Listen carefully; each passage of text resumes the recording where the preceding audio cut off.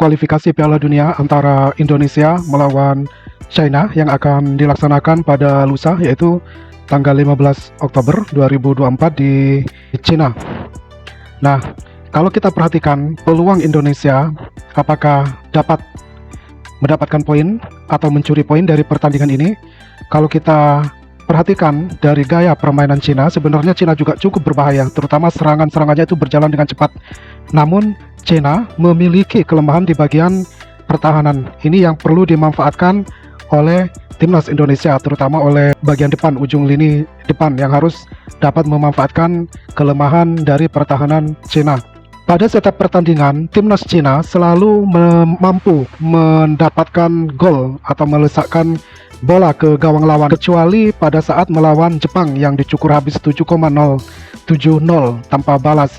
Tapi setelah itu Cina mengalami progres dalam permainannya dan dibuktikan ketika melawan Arab Saudi walaupun kalah 2-1 tapi mampu memasukkan gol. Kemudian pada saat melawan Australia apabila Rizky Ridho yang bermain daripada Jordi Amat. Kemudian di posisi depan kalau kita lihat permainan ketika melawan Bahrain, di mana di situ ada Ragnar, ada Malik Rizaldi, ada Rafael sebagai starter.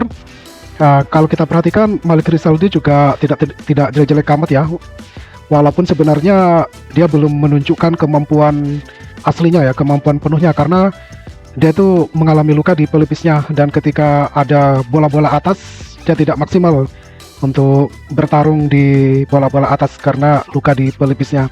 Eliano perlu dimasukkan ke bagian depan ya, di bagian posisi Marcelino sebagai starter. Karena kalau kita lihat itu Eliano itu cukup lincah untuk mengobrak-ngabrik pertahanan lawan dan memberikan assist yang akurat, terutama ke bagian ujung striker, ujung tombak timnas Indonesia. Walaupun sebenarnya Eliano juga bermain bagus di bagian sayap belakang Indonesia, tapi mungkin dia akan cukup membantu untuk terciptanya gol sebanyak mungkin apabila Eliano ditempatkan di sayap kanan di posisi yang ditempati oleh Marcelino ketika menghadapi Bahrain.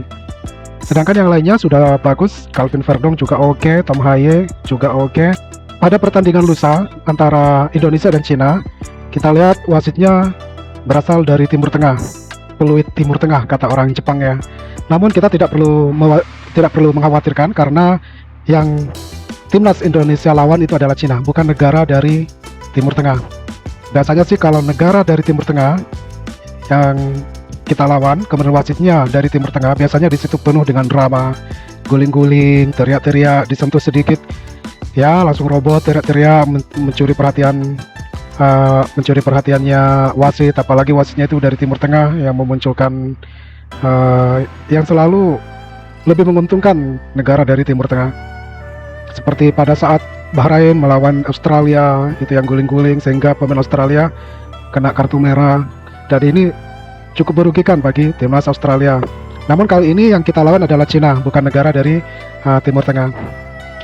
Mungkin ini masukan aja ya bagi AFC. Mungkin AFC seharusnya membuat aturan atau membuat semacam regulasi agar gaya-gaya kekanak-kanakan, guling-guling, teriak-teriak, disentuh sedikit langsung jatuh seperti itu agar tidak terulang. Dan gaya-gaya seperti itu yang dilakukan oleh negara-negara Timur Tengah. Pantas saja negara Timur Tengah ketika lolos ke Piala Dunia mereka semua jadi badut, hanya menjadi ya lumbung gol sama jadi samsak bagi negara-negara lain. Karena mereka lolos ke Piala Dunia ya karena drama-drama anak kecil seperti itu, bukan karena kehebatan mereka yang memang dapat mengalahkan lawan-lawannya negara-negara lain secara bermartabat. Pada pertandingan lusa di mana Indonesia bertemu dengan Cina, maka Indonesia harus mendapatkan poin penuh, dalam artian Indonesia harus menang melawan Cina.